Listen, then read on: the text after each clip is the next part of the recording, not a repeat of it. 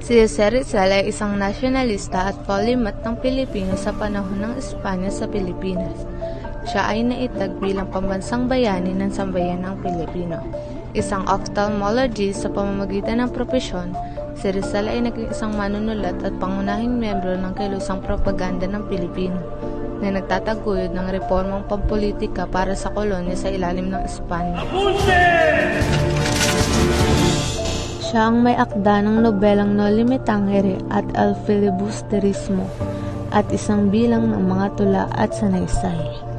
Ang kontrobersyal na issue bago mamatay ang bayani na si Jose Rizal, at ito ay patungkol sa retraksyon. Ano nga ba ang retraksyon? Retraksyon ay pagbawi at paghingi ng tawad o paghingi ng permisyo sa simbahang Katoliko. Namamatay siya bilang isang Katoliko. Sinasabi na kinumbinsi siya ng mga pari na gumawa ng retraksyon kapalit ng mga kondisyon, katulad na lamang na papayagan siyang makasal kay Josephine Baker at ang magawa ang kanyang huling kahiling. At sinasabi na may mga ebidensya na nagpapatunay na ang ating bayani ay gumawa ng retraksyon.